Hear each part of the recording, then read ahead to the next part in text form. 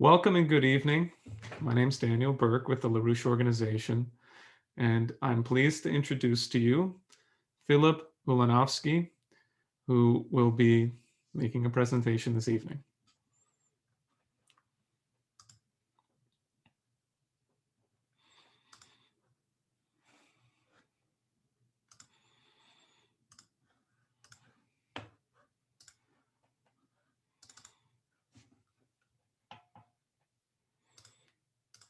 Oops. Philip's muted. Sorry, I was muted.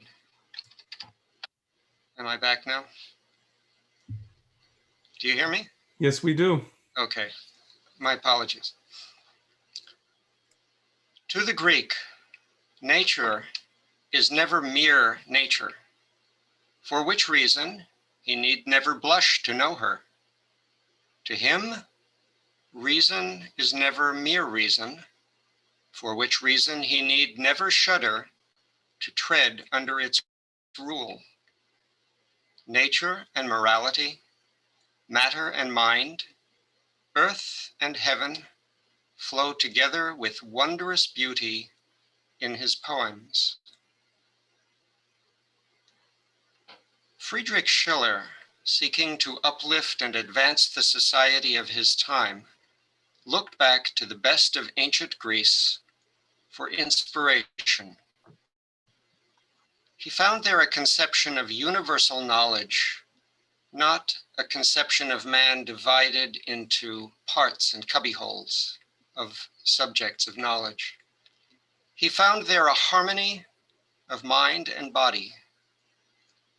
In the two sentences shown here, Schiller provides an answer both to the bogeyman of authoritarian personality and to the prevalent cultural degradation imposed on you, that you are nothing more than a walking biological package of physical instincts.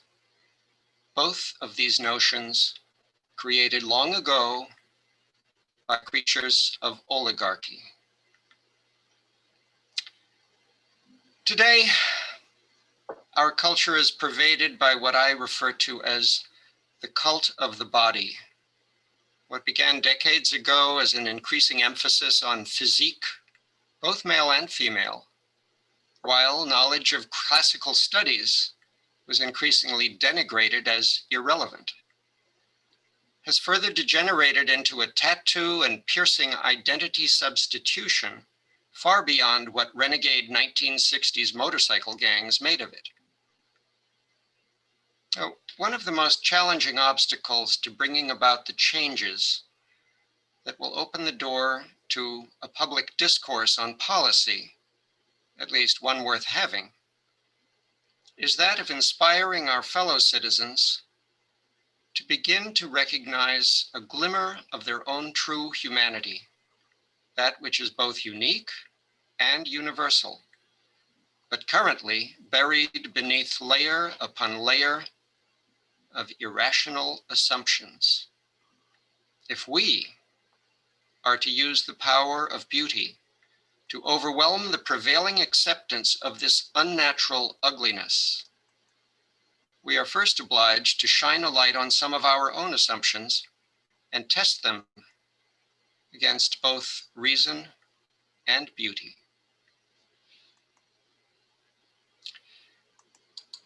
In Schiller's work on Grace and Dignity, written in 1793, and think of the French Revolution having happened in 1789, the horrors that ensued following the initially positive impulse. In this work, Schiller begins with the Greek myth of Venus and her graces. In a very broad brushstroke, Juno, in order to win Jupiter's heart, must borrow Venus's belt, which imparts grace to the wearer. Now, in this way, Schiller identifies for us how the Greeks distinguished between beauty and grace. And I should note that the Greeks are only referring to human beings. Their philosophy, their outlook was completely centered on the human soul, on the human person in that development. If we could have slide 2, please. The next slide.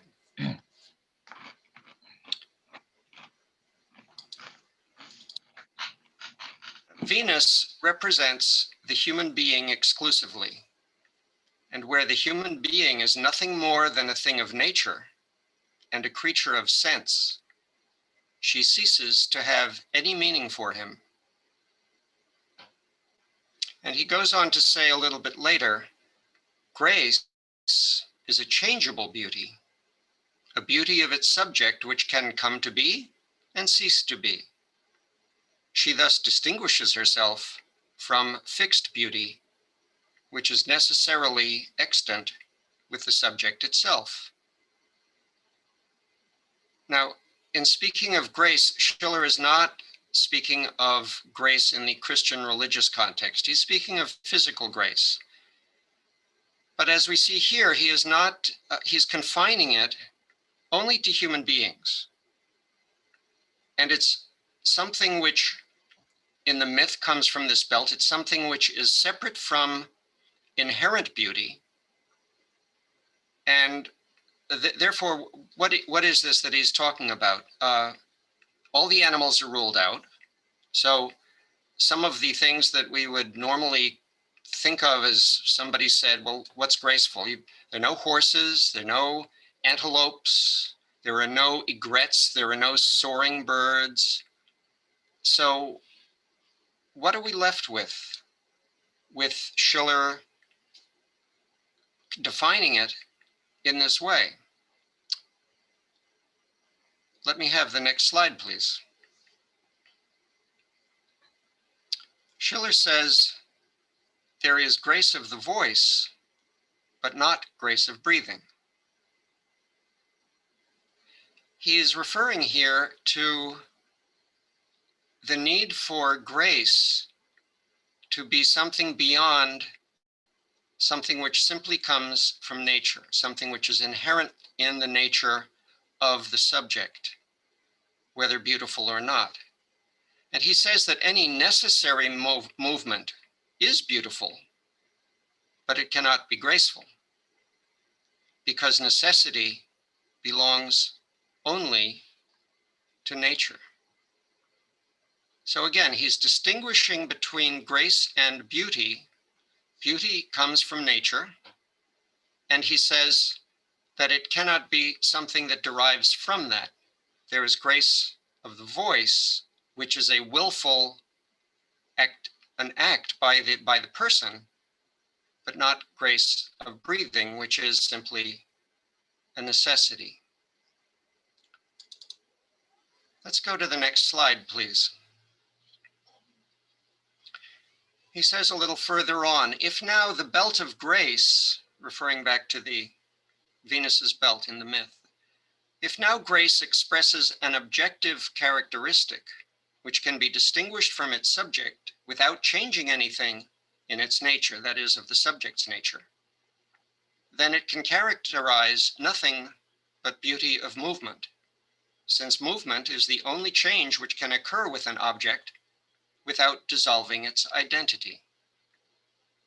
And he says just beyond that, even someone who is not beautiful can move beautifully. Someone who is not beautiful can exhibit grace, can be graceful.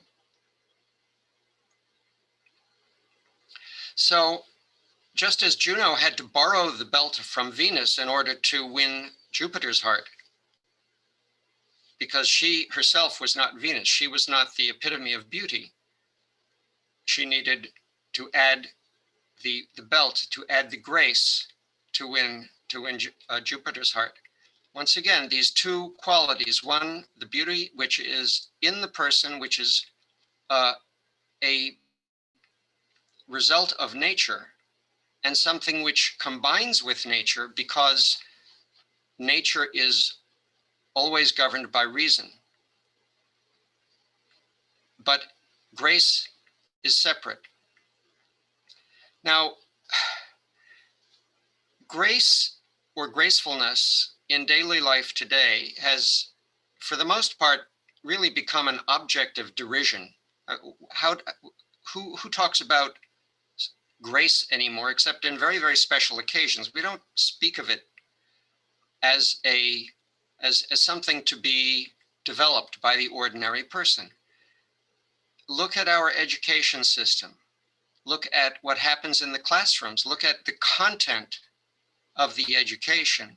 Look at, if you will, or must, what is called entertainment today. And we've spoken about this in the LaRouche movement for a long time. It's a horror show. And yet we call ourselves revolutionaries. What's graceful about that? Is there something graceful about being a revolutionary? Aren't those two opposite kinds of tendencies? Now, most of us can imagine someone making a graceful movement, even without the slow motion that's used so frequently in filmmaking and even sports coverage these days, all the replays. But can any movement be graceful just because it's moving in slow motion? Is it Baywatch? Is that grace? Does grace naturally accompany sophistication, like the smooth, calm, hot guy in a tuxedo? Or the supermodel on the beach? How about the enticing seduction scene? How about the deodorant commercial? You know how they slide the deodorant slowly along? Isn't that graceful? All of these things appeal to the senses.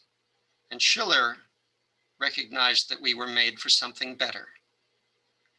He said, "Nowhere does false grace greater insult than where it serves as a fishhook for desire.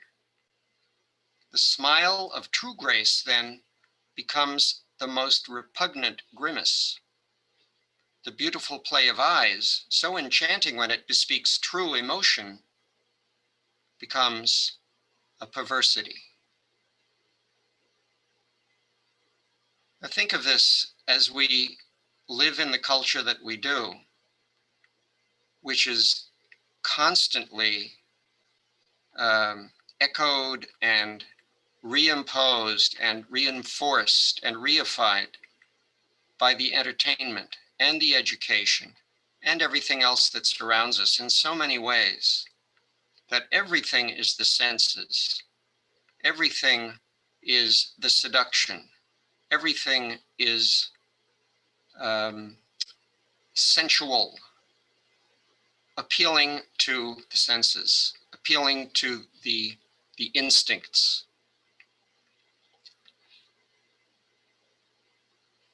Let's take a look at the next slide. Again, Schiller said, as we said before, there is grace of the voice, but not of breathing. He goes on to say, grace, therefore, can only characterize willful movements, but among these, only those which express moral sentiments. Movements which have no other source than sensuousness, be they ever so willful, belong merely to nature, which never elevates herself to grace by herself alone. Could lust express itself with charm, instinct with grace, then were charm and grace no longer capable nor worthy of serving as an expression of humanity. If we think about this from the standpoint that Schiller begins in returning to the ancient Greeks, we begin to get a glimpse into what it means to talk about what he defines as nature, how he looks at the mind, and how he looks at a unity of reason and emotion. These are very new concepts to us. These are very strange to our education and our culture today. It doesn't seem to come naturally to us in many ways.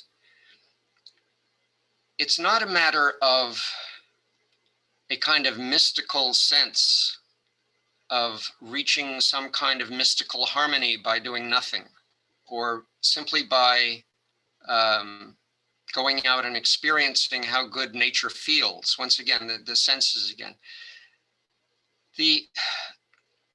It's a matter of finding a kind of coherence in the person, in your mind, in yourself, and as you see other people, as you look at other individuals, people you care about, people that you don't care about, people that you don't even know. And Lyndon LaRouche was the epitome of this. He always spoke to that in the individual, that in the person to whom he was speaking, or the people to whom he was speaking. He always addressed the best qualities that they might, by his addressing them, then see in themselves some reflection of the ideals to which he was referring.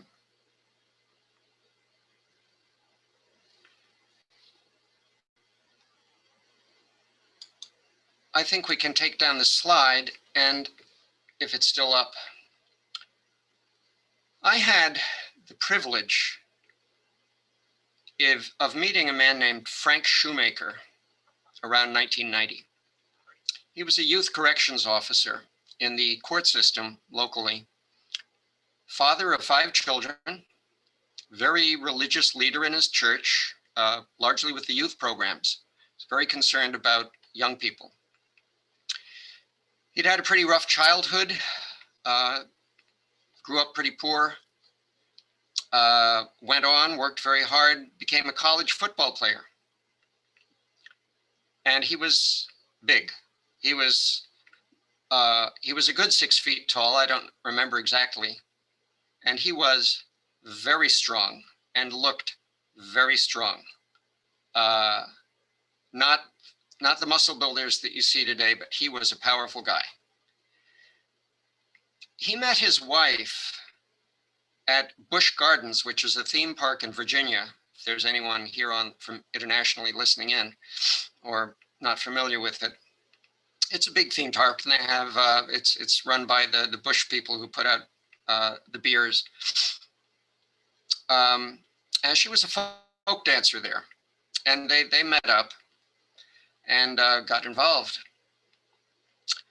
I met Frank at a local ballet studio where he was a dancer.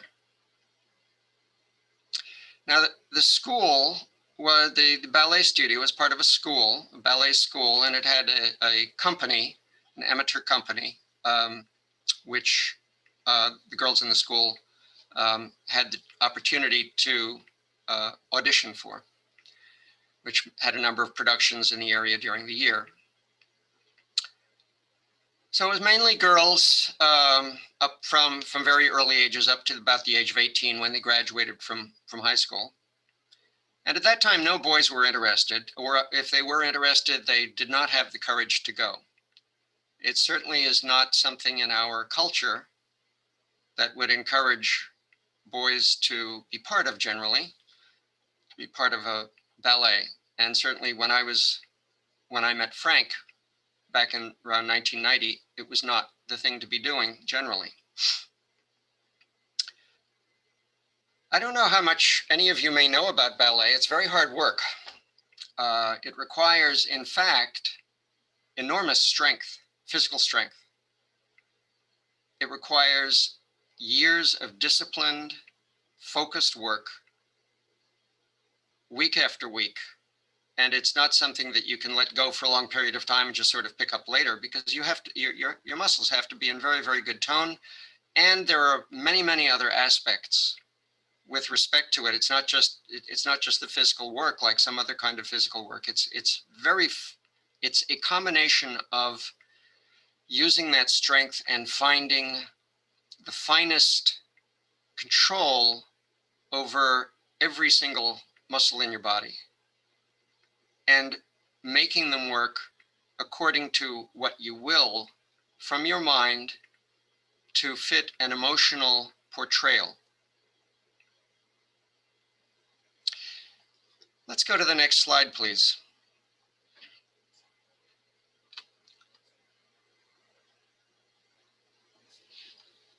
You see some girls, if we're on the right slide, standing in a ballet studio there.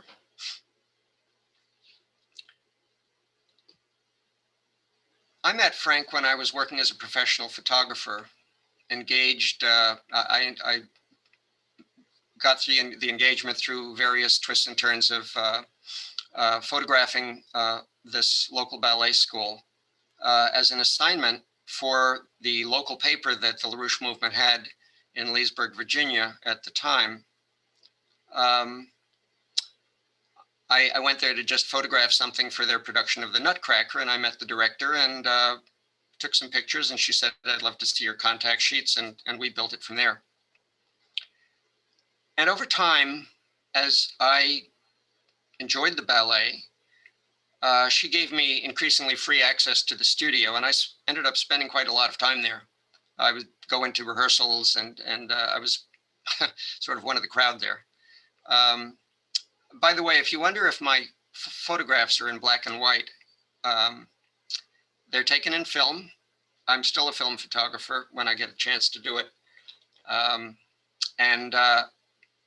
My interest was in making my own photographs, processing them, printing them myself, and so on. That's I've always had more interest in black and white than color in that medium.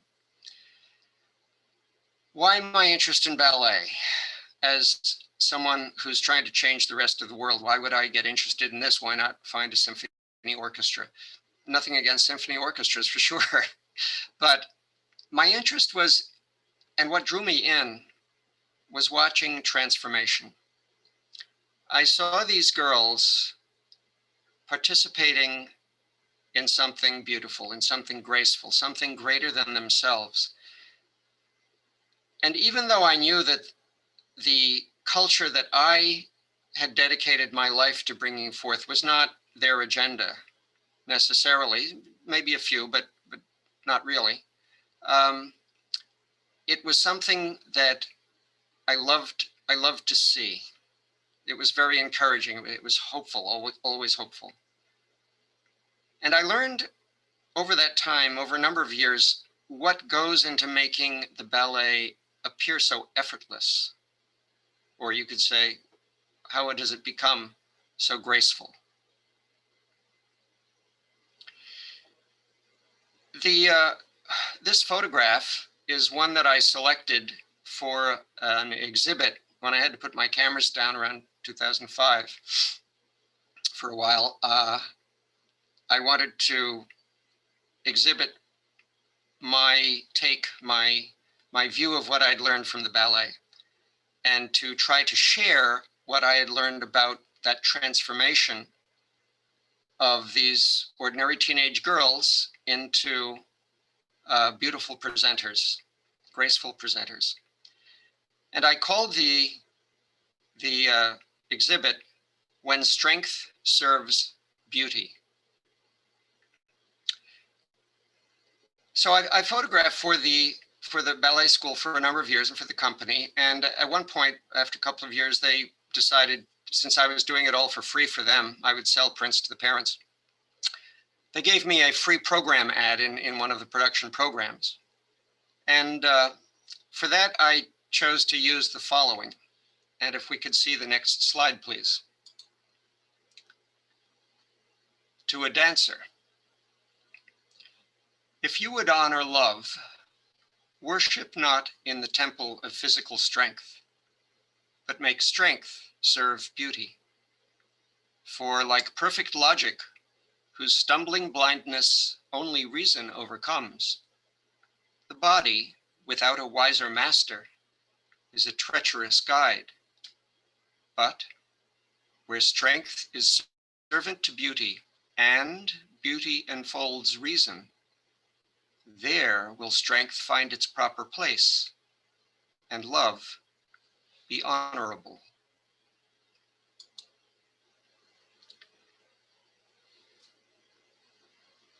The sensual and erotic aspects of the ballet have been known forever.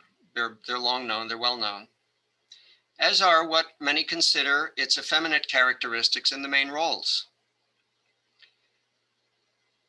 The question is, can it rise above the level of the sensual to convey something greater to the audience?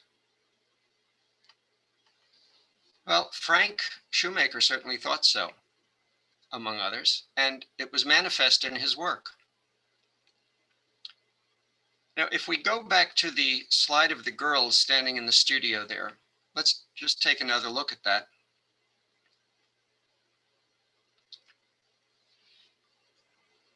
You see them in all their, here I am, standing on corners, standing inside, waiting for class to begin, whatever it is. Each with her own personality, each with her nervousness about what's maybe about to happen. And now if we could skip ahead to the slide after the quote, we see the same girls after the music begins.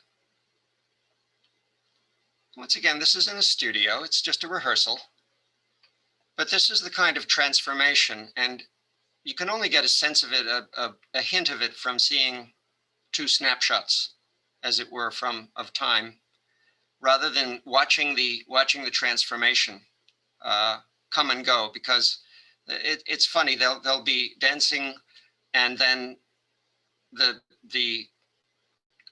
ballet mistress will stop them, or somebody will make a mistake and fall all apart and get goofy, and then the music begins again and transformed back into something, a person representing all the grace, all the beauty, all the discipline, but making it look as natural as possible. It's enjoyable to watch. I might mention, you don't see any anorexia. You don't see any skinny, super skinny girls in these.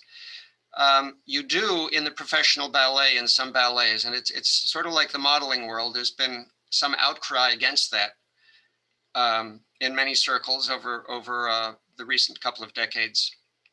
I don't know how prevalent it is, but if you look up ballet, professional ballet on YouTube or other places, you'll see some awfully skinny dancers, and it's not healthy.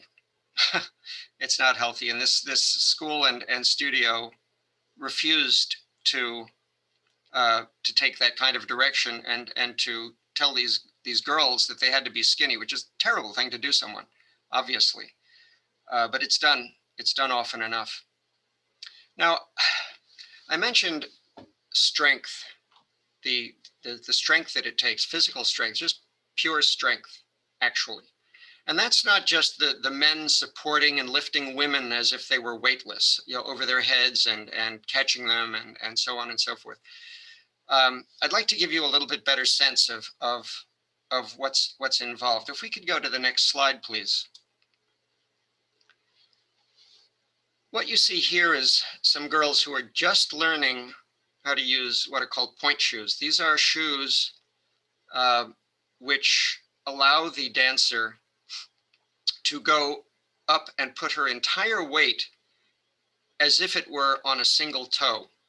The toe of the shoe, which is really a slipper, is hard, and the toe, the front of the foot gets fitted into there, and then the slipper is supported with the ribbons that go up the ankle and in the back and over the front of the foot.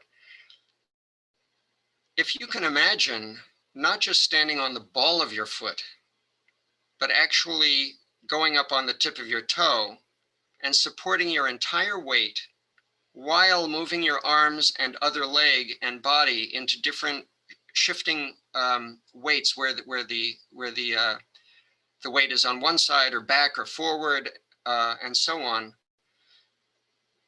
it begins to give you a better idea. You can try it sometime, or just try standing on the ball of your foot for a few minutes while you move your arms and other leg around and see how graceful you can be. There, as I said, there's a lot more than strength involved. You have to find what's called your center. You learn all sorts of things. It's not just having the strength to get up like a push-up on your knuckles or something like that by any means. Now, you can think about that kind of work to learn how to do that over years, and it does take years.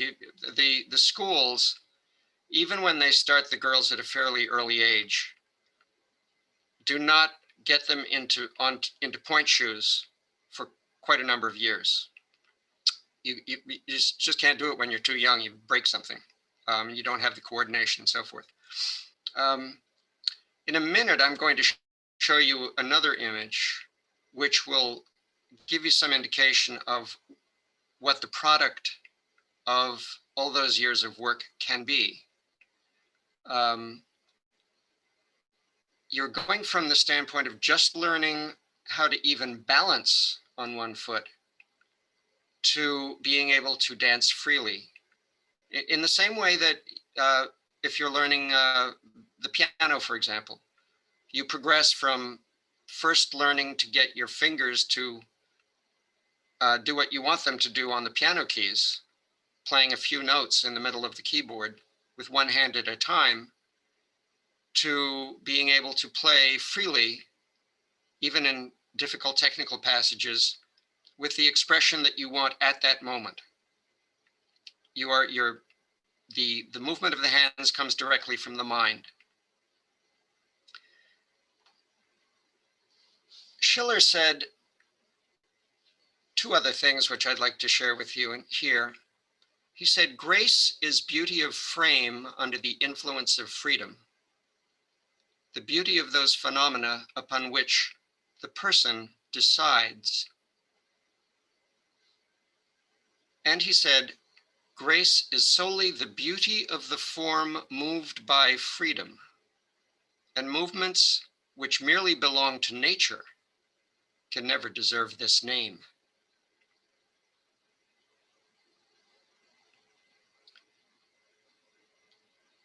So think about that as you look at this slide, and then let's now go to the next slide, please.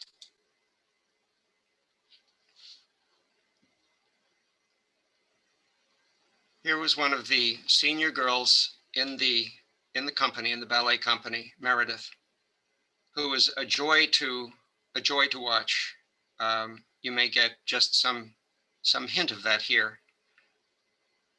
Not skinny, not some featherweight, but absolutely a unity of expression from face to tiptoe to fingertips of what she was intending to convey to the audience. This is a photograph from Swan Lake. Many of you have probably heard of it. It's a famous ballet by to music of Tchaikovsky, who wrote the music for the ballet. It's the story of a princess who is put under a spell by an evil, I believe it's Count Rothbart, who puts her under a magic spell along with others, other girls, and turns them into swans. And only at night is she allowed to adopt her human form. During the day, she appears only as a swan. The only way to break the curse is for true love to be shared between her and someone who comes to love her.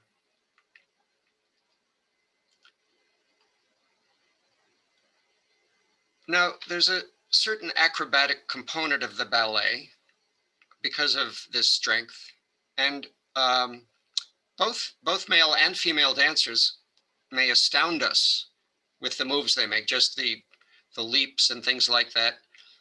If you would show the next slide, please. Here's an example of this. This is from a dress rehearsal, like most of the other slides that are not in the studio, which is why he has sweatpants, not not his full costume.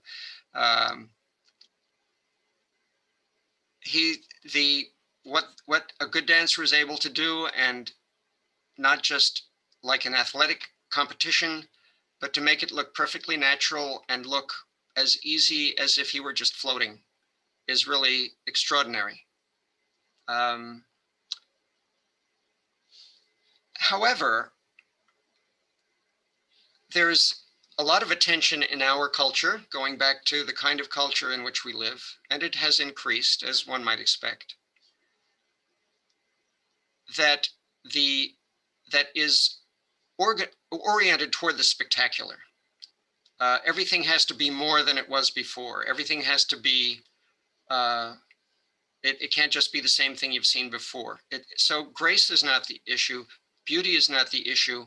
It's what else can you do? We've already seen that.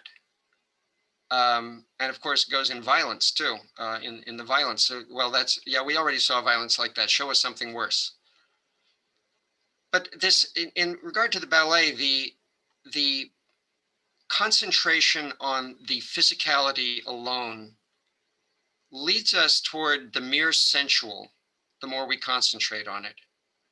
It actually detracts from the art of the ballet in the same way that in any other artistic medium, an emphasis on technique, an emphasis on the sizzle, the technical accomplishment.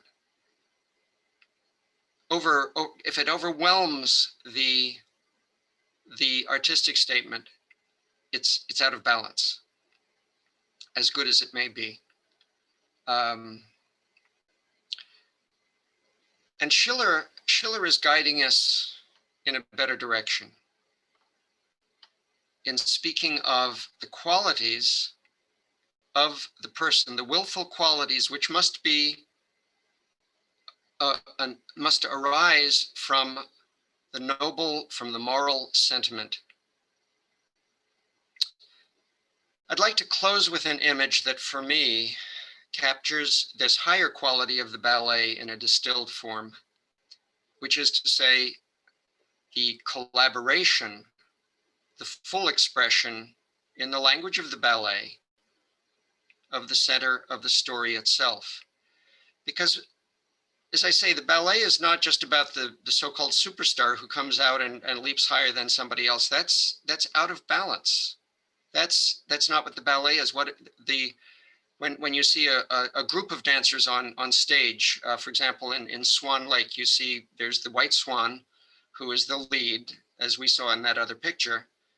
But there are 15 or 20, however many there may be, of other swans who are part of the ballet. They're called the corps, like the Peace Corps, except they're the ballet corps. And it's the collaboration, it's the flawless development of cooperation and coordination among all the dancers, which create visual forms, which create the sense of grace, which uplift in a way that ballet can, more than just the superstar. So in the picture that I'm about to show you, Frank Shoemaker, whom I mentioned before, is the prince, and he's dancing in a duet with Colleen Potts, who is the white swan, after he has discovered her at night in her human form and has immediately fallen in love with her. And she, despite her desires, pulls away from him because of Rothbart's curse on her existence. She knows that the chance of finding the true love is difficult, that Rothbart will do everything to get in the way to prevent it from happening, and she feels as if there's no way out. In the photograph, the placement of her fingertip just at the edge between the light and the dark serves as a sort of metaphor expressing the meaning of that moment in the ballet. May we see the slide, please?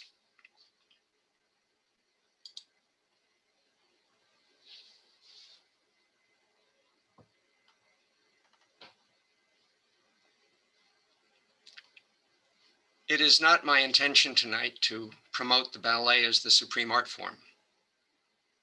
Within the ballet, there are various schools, among which, from what I've seen of the school of the 19th century Danish ballet dancer and choreography, Auguste Bournonville, whose work is still a leading component of the Royal Danish Ballet, if you're interested.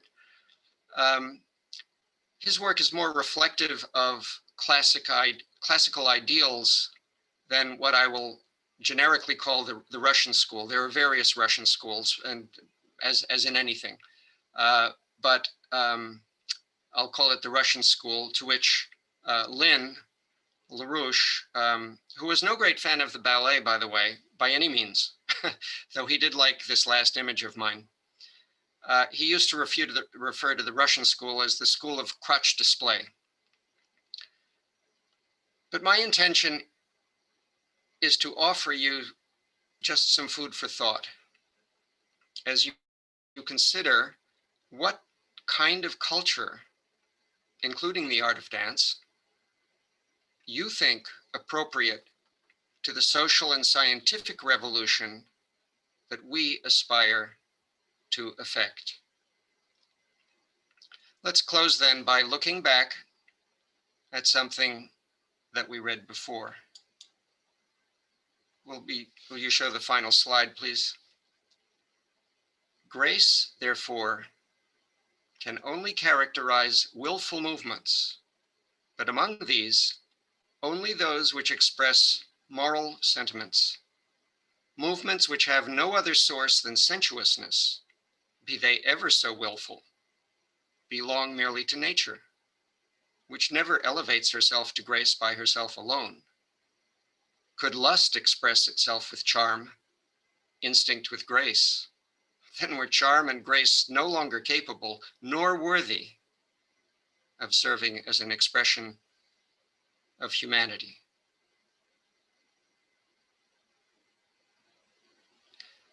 Have I raised any questions in your mind? I hope so.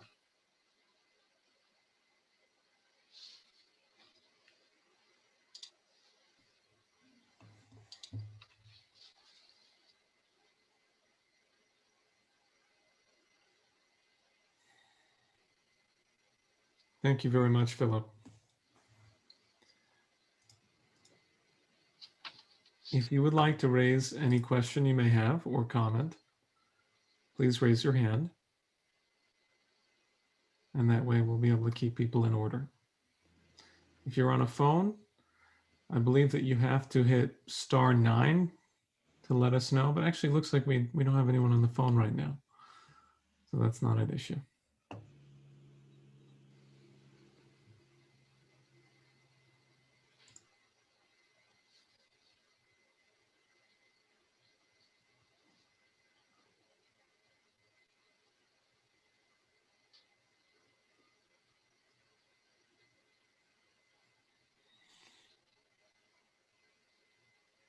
Oh, Linda rose her hand. Okay, let's see. Linda, I am unmuting you, but you have to hit the button to assent to being unmuted. I assent. Good. You've chosen a very hard subject, Philip. It's because you really have to look at the culture among the girls and trying to compete one above the other, but also the spirit that has to come through to make that beautiful higher ideal of which you're speaking. It is not easy. I mean, as you probably have seen, the competition and whatnot among these young ladies. especially at a difficult time in teens, you know, the peer groups and everything else. I don't know how that progresses within the scope of the work that you've obviously seen in terms of the rehearsals, how they changed willingly and thoughtfully changed to cooperate together. Maybe you could address a little bit of that. Oh, sure. Uh, in my view, that's always a question of leadership and how the school sets the tone for what the objectives of the girls are and what's expected of them and what is the purpose for which they are there can make all the difference.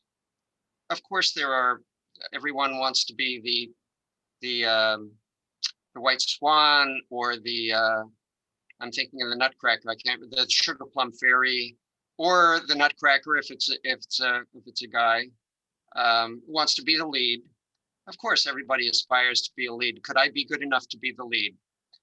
But my experience at the school was that the tone that was set by the school and by the instructors was such that it never got out of control. Now, there may have been things behind the scenes, there may have been this and that, but the girls in the classes enjoyed being there with each other. The discipline was such that they had to work so hard that they didn't have a lot of time for trying to outdo each other.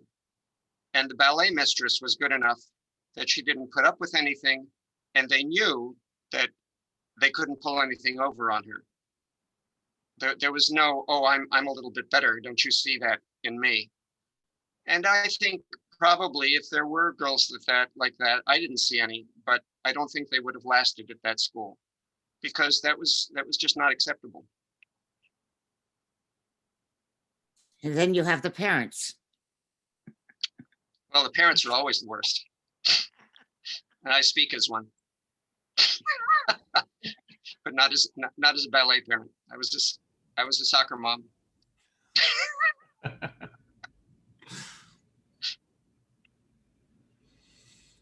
Helga speaks to this as well, no? I'm sorry? Helga speaks to ballet, what it can be in terms of beautiful. But I Oh, don't, sure. yeah. Yeah, she's a fan of the Bournonville. That's how I learned about it also. It's a very different style from what you see a lot in the ballet today. It's much more conservative. There are fine points of difference in the way the movements are made, in the kinds of leaps, in the kinds of turns, in the kinds of configurations of legs and arms and so on. That would not be so immediately clear to someone just going in without much knowledge of the ballet. But one thing that you do see in the Bournonville, for example, is that the women, as far as I know, always have a long skirt on. There's never any crotch display. There's none of this lifting the foot way over the head with the little panties showing quite boldly in the audience's face. It's whereas in the Russian school, you do see that much more. The emphasis on grace is greater in my view because it's more consistent in the Bournonville, which I believe comes from the old French school. But these are finer points.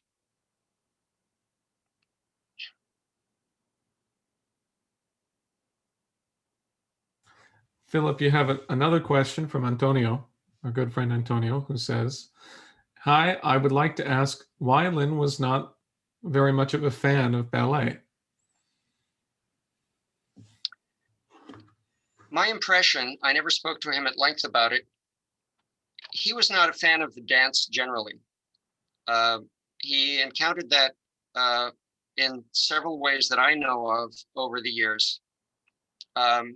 Because of the emphasis on sensuality, simply the physical erotic side of it,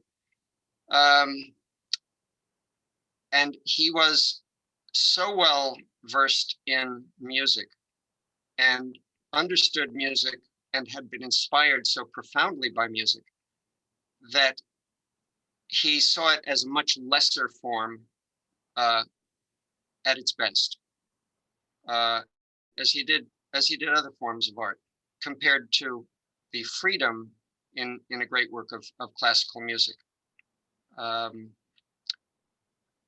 Many years ago, a member of ours back in New York, who was leading some of the music work, accomplished guy, accomplished pianist, knew quite a bit about music and so forth, was a good teacher in many respects, came up with a romantic idea that music had begun with the dance back in the caves or wherever. And he wrote a paper called Let's Dance. And it was all centered around this, which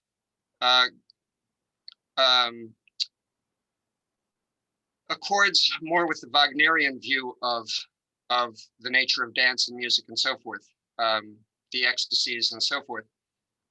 And Lynn took the gloves off on that one. He said, absolutely not. Music does not come from dancing. Absolutely not. It comes from singing, it comes from poetry.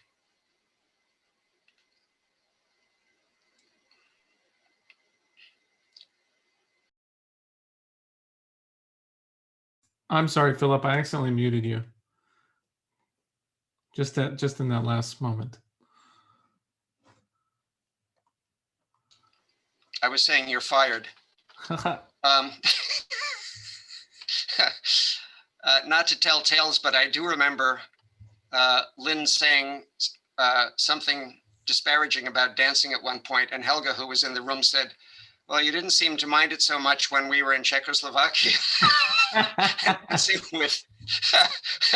Dancing in the folk dances there. Apparently he had a grand old time there. One other thing comes to mind, which is for you to look up Bruegel's Wedding Feast. I don't remember if it's Bruegel the Younger or the Elder. Would you know, Linda? Maybe she knows. One of the two Bruegels made a painting of the wedding feast in which the peasants are out having a grand old time outside under the trees.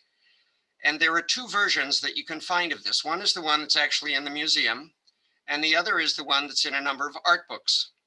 The one that's in a number of art books has been retouched very heavily in very specific places.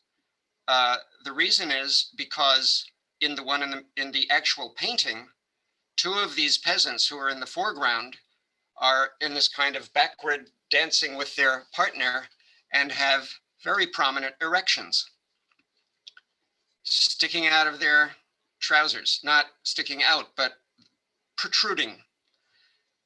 And Bruegel was very frank about this. What was this peasant gathering all about? What was this joyous thing? Well, they were drinking and having a grand old time, and there would be more partying later on, evidently. So I think Lynn recognized that aspect of the dance. And as I said, I'm not promoting the dance as the highest art form. My interest is to take what Schiller is saying about grace and consider it, as he did, as part of being a complete person in society, and what role that has if you are trying to change your society and uplift your society from one which is debased to one which appreciates its full humanity.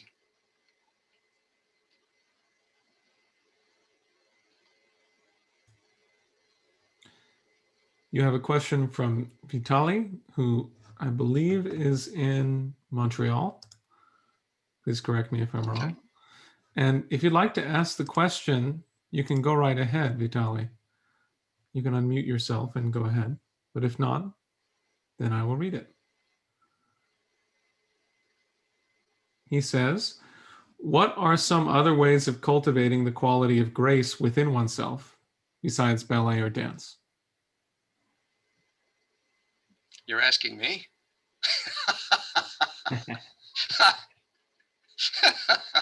That's a trick question.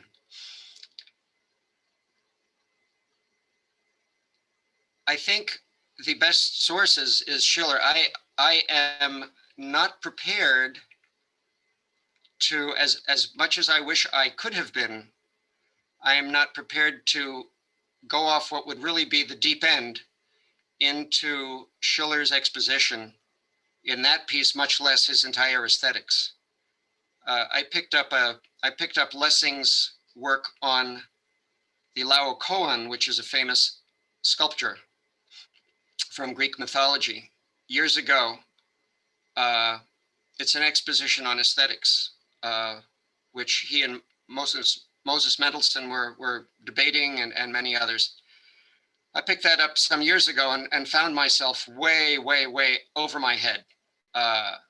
Their depth of knowledge about Greek society and culture and history and so on and so forth was so far beyond me that because they make these references all the time, oh, well, in such and such proves that such and such. And I would have had to go and read 30 books just to get through a few chapters, which I was unable to do.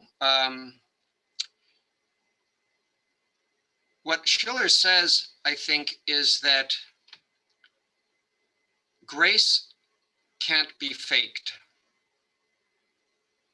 He says at one point, when I see an actor who convinces me, who plays a part convincingly of a villain, and I know the actor to be a kind and gentle person, then I applaud.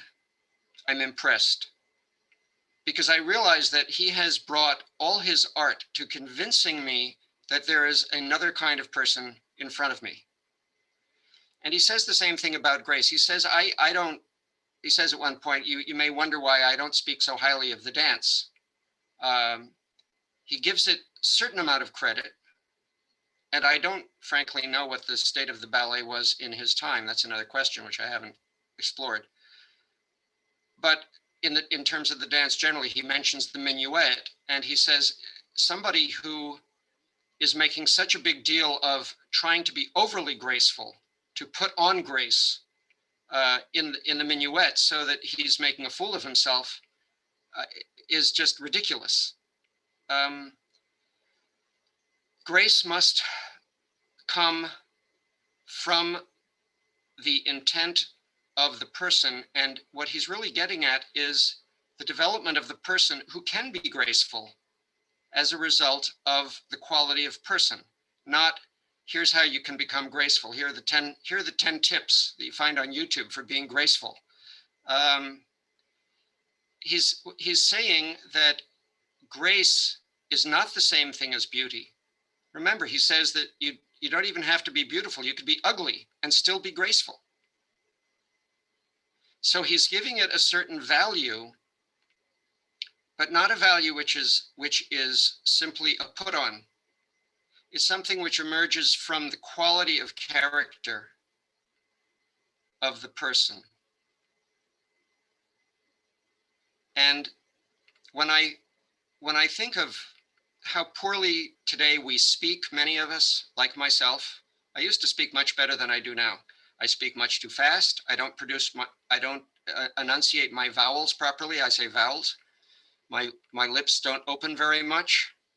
My diction is almost clear, but without the vowels, without good Italian o, a, e, u. If you don't open your mouth, you can't really speak good English. And I know I don't. So there are so many ways in which the effects of our cultural degradation over decades has come to, as I like to use the phrase, make us create a new normal for us where we don't know what normal really should be anymore. That we, on the one hand, I believe should recognize what would be an ideal. At the same time, we're not all going to say, well, I can't organize this week because I have to go off and learn how to be graceful, or I have to slow down my speech this week, or whatever it is. You can work at those things which is useful for the organizing, in fact. But you have to remember why we do what we do. We have an opportunity, because of the work of Lynn and Helga, to see in ourselves reflections of those beautiful principles which actually make us human, as opposed to something less. And the more we recognize what those qualities are, as they are celebrated in the classical arts of various kinds, the more we connect that which we can find in ourselves, which is most readily available in our self-conceptions, in our view of what we would like to attain in our own development, that will help us to connect more fully with the great minds like Lynn, like Helga, like Schiller, like Plato, like Beethoven, like the great sculptors. I'm a photographer and a pianist, so I have my own my own directions there as well. Those for me are the friends who will never turn their back on you, because they only want the very best of what you can be. I don't know if that's a very satisfactory answer to your question. I hope it goes in the right direction.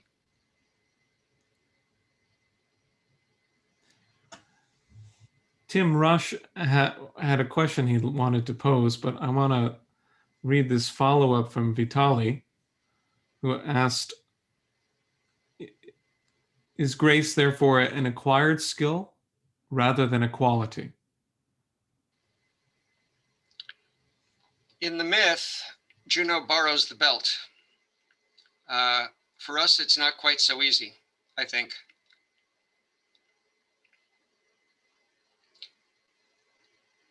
I believe it can be an acquired skill. It certainly can be an acquired skill in the ballet. But when you go to the ballet, you see who has to really struggle to get it, and you see those to whom it comes more naturally. I'm immediately reminded of one time when there were, I was at one of the school year-end shows. The parents all come and they see the final performances of their children in just a internal ballet performance. So all the different classes get to do. And so the youngest ones, who are about 5 or 6, have helpers from the older girls. And at one point, there was a girl probably about 15 who was not just beautiful, but she had she just immediately appeared so naturally graceful to me that I fell in love with her. It was stunning. It just stood out for the whole day. Of all the dancers that I saw, was this one girl walking on stage and helping this little girl. She wasn't dancing herself. She was a dancer. She was a ballet dancer. So she moved as a ballet dancer. But it was so clear that she had internalized the sense of the purpose of moving your hand in a certain way. When, for example, in the ballet, you don't hold your hand like this, or turn it like that. See if I can get it in these two fingers typically go together. The first finger is elevated, the last finger is elevated, and the thumb does not stick out, it is left in, so that the hand moves, and the hand is not led from the tips of the fingers, it's led from the wrist. So the fingers follow. Things like this, once again, I'm not simply promoting the ballet. It's really the concept of the person that's important for us as we deal with the world that we're dealing with. So the dancers are there at the school to acquire grace. Yes, grace can be taught, but it must be internalized to be really convincing.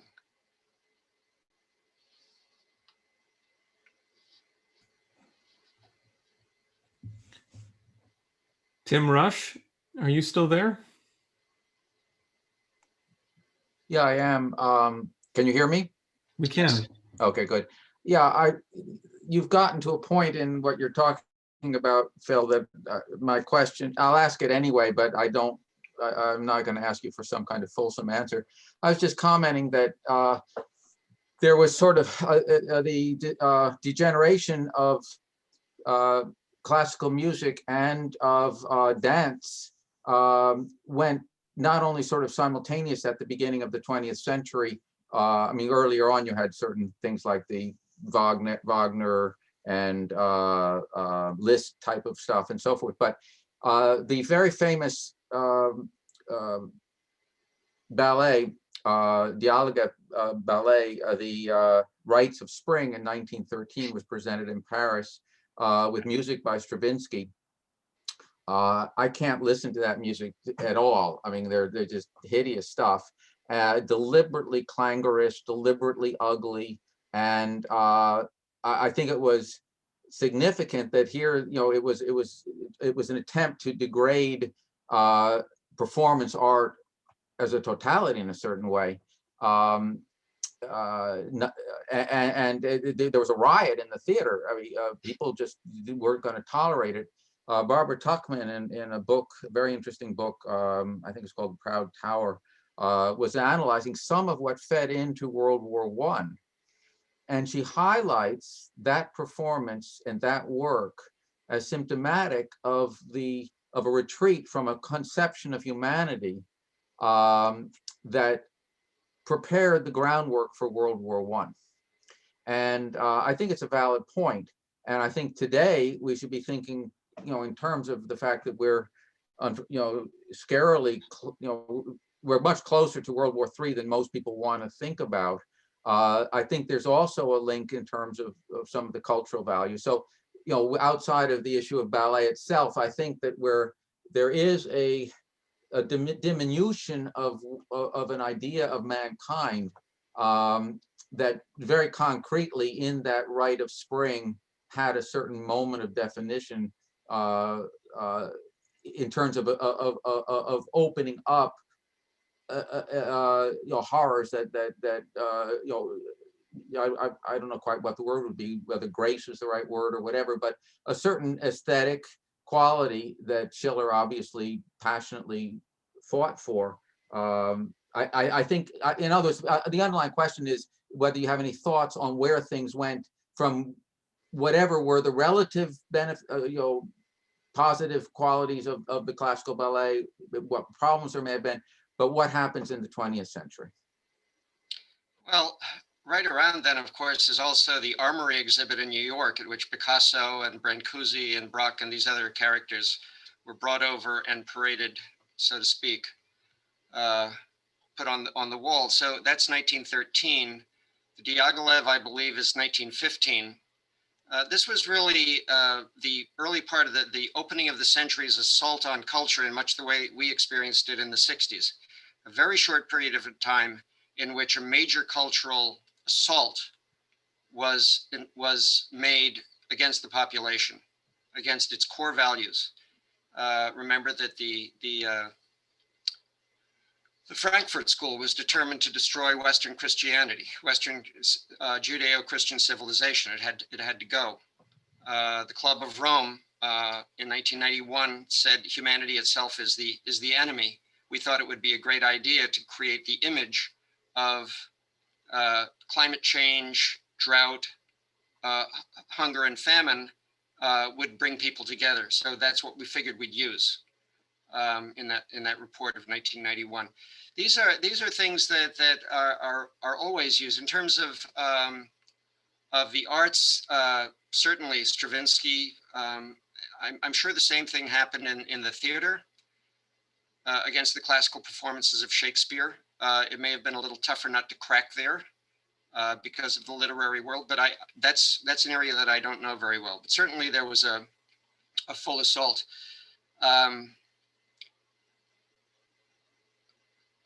Photography, in something that I know fairly well, of course, is much younger. It was only came on the scene in 1840s, and so it came in against an already declining school of painting, which was known as the Academy, which was sort of an old guys club, old boys club of what each painting had to accomplish. It was kind of a list of things, and if it didn't match those criteria, then it simply wasn't good painting. It was just a closed club of people congratulating each other. And a few people broke out of that. There were some really fine ones like Eakins, Thomas Eakins, and others who were original thinkers, dedicated, serious classical investigators and artists. But the trend, certainly the wash, the tide, was this wash of modernism. It's simply, how irrational can you get away with? How much irrationality can you impose on the population? It's the glorification in the arts of irrationality. Yeah, Winslow Homer is another one. So I'll add a lighter point. I don't know if any of you have seen the the movie White Christmas with Danny Kaye and Bing Crosby. There's a scene from a rehearsal. They show a rehearsal where they're preparing this variety show for the general that they want to honor, and one of the numbers is a takeoff on Martha Graham. Martha Graham came in the modern dance not much later, I think, than the Stravinsky and others. I think she was part of that same crowd. And she's the one who brought in the completely ugly modern dance kind of stuff. And Danny Kaye does a wonderful takeoff on this in there. And he did it again. I was just watching the other night. I happened to see it. He presented in 1965, I think, there was a fundraiser at New York for the New York Philharmonic. And he was the host, with Zubin Mehta conducted one piece, and then Danny Kaye took over as the conductor and conducted little bits of things, sort of a medley with Kaye's humor thrown in various ways. He may not have mentioned Martha Graham in that appearance, but he did at one point make an introduction about the sensitivity and the importance of emotion for today's audiences. And he says, we're going to play a little something for you now. So he turns around and conducts, whether it was just making up on the spot or whether it was actually something from a modernist piece, who knows? I don't know. I didn't recognize it. I wouldn't have anyway, but it's just horrible cacophony. But he does it with soul. The strings go, and then the basses go. It's just this complete nonsense. And so they finish with it after about 2 or 3 minutes. And Kaye has already made the point several times to the audience. Oh, do you come here all the time? You do regularly. You come here regularly. So he turns to them after this and he says, would you like to hear that again?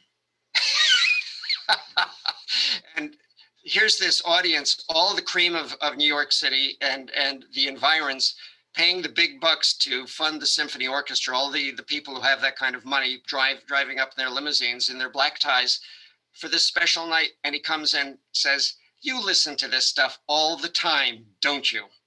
He didn't say that, but in effect, it was a beautiful moment. That's the kind of thing we have to do. Just point out to people what they listen to, what they watch, what they live with, what they think of people.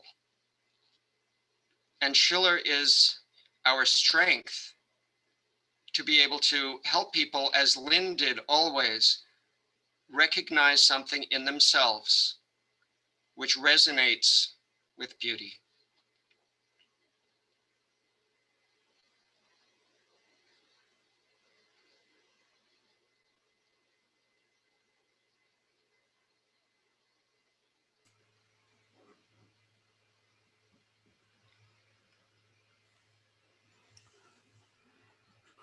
We have another short comment from Linda, who says, I have a question and thought.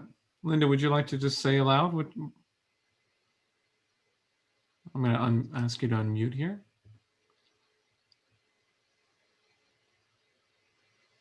Yes, Hold on, Linda. sure. Okay. All right. Okay, well, one of the previous questions was, how do you do this? How do you bring grace? How do you develop grace as acquired, whatever? But you also mentioned, Phil, the question of self-reflection even earlier on.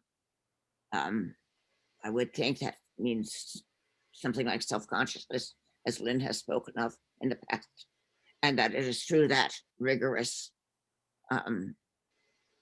thoughtfulness of yourself and what you do, who you are, but how you're acting daily, what you do, and but also in that you come to some sense um, of what how also in terms of bringing forth with others the best of them. If you're when you're doing this self-reflection, obviously you're trying to attain something that's um, higher than what you were or are always going forward, but then also trying to do the same and bringing out the same in others. There's always a challenge there. There's always a within our society, but also within ourselves. So that is, in a sense, I don't know, you correct me, and in terms of bringing forth the sense of Christ, but it's a state of grace. I don't mean it religiously. I mean it from the standpoint of, of agape. Yeah. Happy Agape Day, anyway. Well, we look for the best in ourselves because it's what we truly are. And if we're inspired to try to find those beautiful qualities in ourselves, when we discover them, when we discover some aspect of that, the most immediate emotion is to wish to share it with someone else. It's not a selfish emotion. Love is not a selfish emotion, as St. Paul recognized so well. And I was asking Daniel the other night, in fact, but if people today, all other things considered, express that kind of excitement when they begin to understand something that Lynn or Helga or Plato or Schiller has written, the kind of thing that makes you stay up all night, you come in the next day, you call up somebody the next day, say, oh, I stayed up all night reading this. This is the most amazing thing. My God, it's just changed my life. Of course, you want to talk to somebody else. You want to share and go around to your friends and say, listen, you ought to find out about this. This is so wonderful. I wish I had known about this before. And in the arts are not about going to see something and being entertained in that way, as Lynn emphasized with respect to the drama and with music. And one of the problems, as you know so well, Linda, is the problem we have with understanding the visual arts, painting. What are you supposed to do when you go to the museum? Are you supposed to look at something that somebody said, oh, look at this, this is beautiful. And you look at it and you don't really think it's beautiful, but you say, well, now I've seen that. And then you send a text message to somebody saying, oh, we went to the museum and we saw the Mona Lisa. It was cool. Well, okay, and you saw a taxi cab on the street, there should be the potential for a dialogue between the artist's mind and your mind. It's not so easy to come by, especially these days when we know so little about the classics, about history, about the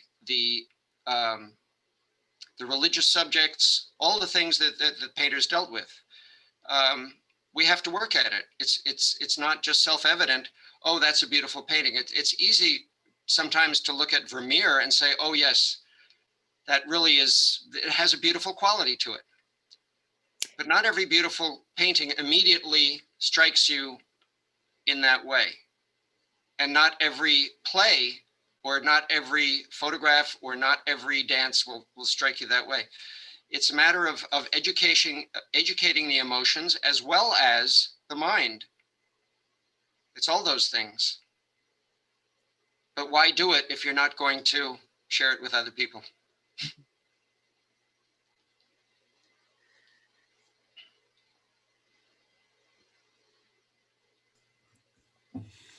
It's as though there's a reciprocal process whereby, because I was very struck by the comment that grace is a matter of motion by freedom. If I recall correctly, it was something you didn't have on one of the slides. Or also the comment from Schiller that grace is a matter of emotion that has to be moral. Yeah, he says grace is solely the beauty of the form moved by freedom. The form moved by freedom. I thought that was quite interesting language there. It's not the form moving freely, but the form moved by freedom. As though freedom is the motive power, in fact, which coheres with the idea that grace is motion that is moral. It has to have a moral quality. And so on the one hand, if you, there's the seeming, I guess I said reciprocal process, whereby if one acts in a graceful manner, then you, in your own expression of freedom or moved by freedom, you may give another person an insight into their own freedom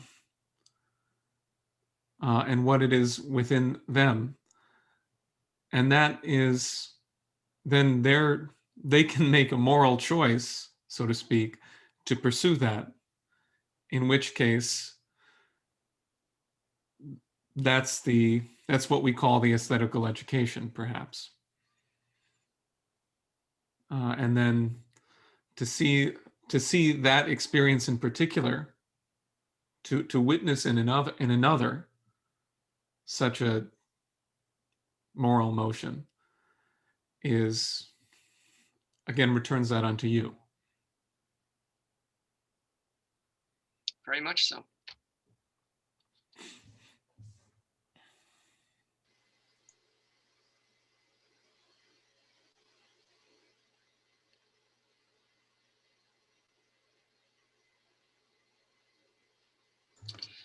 I would say just a comment. I think of just simply comparing. Go find something from a Bournonville ballet. Look up something on YouTube or something like that, and then if you like, look at a rock concert. Look at just make the comparison. Look at what we say. Oh, that was a great party. That was great. That was great. The other thing, and make a comparison for yourself. See which one coheres with what kind of a person you would like to be, but what kind of a society you would like to live in. What does it reflect?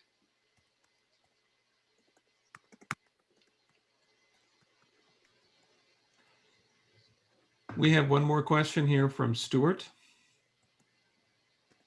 It's actually Stuart who has had some helium or something. Hi, Anastasia. Hi. Yeah, I had a thought when you were reading some of these quotes from Schiller. I had an experience going to the Virginia State Museum of Fine Arts, and it was interesting going backwards in history on the American end, where you go from the modern art to Impressionism, then into, I mean, I don't know exactly what you would call what was before Impressionism, but, you know, around the time of Lincoln.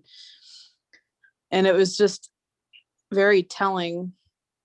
I got an insight in walking through there, by looking at this one painting where it was a no-name artist, really. I mean, you probably would never even have heard of this person. I don't even remember who it was, but it was of a woodworker who was reading a newspaper, and he was debating on who to vote for. He's sitting in his shop and he's thinking about who to vote for. And this was some painting in like the mid 1800s. And then you compare that with the paintings that came on later, which were kind of ridiculous, actually. One of them was this ballerina that was half done. And then the artist wrote his name on there vigorously and strongly, as if it was a finished painting, and they were bragging about it. Like, this is the new, you know, the latest, not constrained by society, you know, kind of thing. It was really bizarre, but it is kind of realized that the artwork, as it became more, quote, impressionist, became more about the artist, not in a principled way, but, you know, look at me, look at my statement, pay attention to me. Oh, very much. Yeah. Whereas the paintings that came before, even if they were not great paintings, they were about a subject. There was something, they didn't have to be like profound or anything. There was a subject to it. And I'm wondering if you could qualify like this idea of grace, you know, and looking at the difference of quality in painting, because it's not just like when Schiller said this thing about like motion. I also think about like the motion of the mind, that your mind is moved in a way. It's not just being hit like bombastically by colors or sounds or something like that to give you an impression, but there's a subtlety to it which wants to grip you. Anyway, I wanted to see what you thought about that. Yeah, I believe Schiller is referring in his definition of grace on Grace and Dignity. I believe he's referring to physical movement.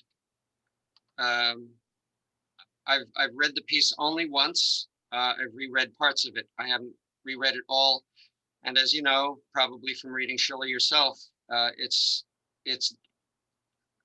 you have to take your time going through it. You can't absorb it all so quickly. His arguments are very rigorous, but they're very deep also, and you can't just skim it and get the gist and like the cliff notes or something. With respect to painting, again, the glorification of irrationality really is what you have identified when you said making the subject more about the artist itself, creating effects. And this can be just as much in representational art as in the crazy abstract stuff. The representational art, there are lots of artists today who can draw you an image with pencil, with graphite, that you would swear is a photograph, even holding it 6 inches away. You're just holding it right in front of you. There's always lots of talent in the world. And if people want to spend that kind of time, I saw that once myself years and years ago. I was in a friend's room at the dorm in college, and I saw a photograph on his wall. I knew he wasn't a photographer, but I thought he just had that. It was sort of a snapshot with a deckled edge. And I saw it on his wall, and I said, I think next time you print this, you should have printed this area a little bit darker. And he said, that's a drawing.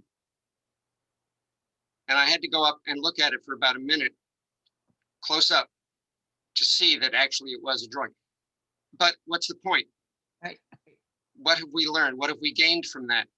Technique can reign triumphant in music, in painting, in drawing, in ballet, in photography, in singing, in anything you want. That's not the point. And technique overcoming content is one problem. When the content itself becomes completely irrational, then of course technique becomes a product of or a function of creating the greater appearance of irrationality. And so the whole thing collapses. And that's what you get in the modern abstract work. And then there have been jokes for decades. Humorists used to say things like, well, I went to the gallery on my way home from the market the other night, and I thought I'd stop in, and I was looking around, and I put my groceries down on a shelf by the door so I could walk around. When I got back to the entrance again to leave, the groceries are gone. And the owner of the gallery said, well, I just sold that for $500. But you don't know which is the wastebasket and which is a piece of art. Quite literally sometimes. It's insanity. Which is the point that Danny Kaye was making at this fundraiser too. You listen to this stuff? You come and pay money to listen to this stuff all the time? We have to find ways to make people laugh at the ridiculousness of giving any credibility, any honor to the expression of irrationality. If you want to be a decorative artist, that's okay. You can make decorations. Schiller talks about this on Madison's poetry, which is a very short piece, which is good to read. He talks about the difference between decorative arts and fine arts, which is another reference to go to. Schiller is just a treasure trove, of course. On Grace and Dignity is longer, it's about 60 pages. But all of these things, why make art? What's the purpose of it? And what is the purpose of it in a healthy society, as opposed to the kind of society we live in now? If we fail to grapple with these kinds of questions ourselves, and they're not easy. As I say, I've found myself way over my head plenty of times. Let us grapple with them, discover what we can, and bring what we learn to others whom we wish to help out of the muck that they're living in now.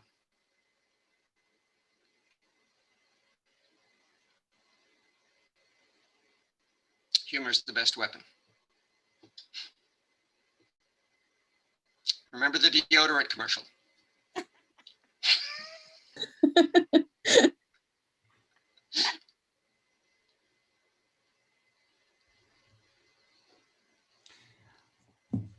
Well, this might be a good time to wrap up. Sure. So unless there are any burning questions,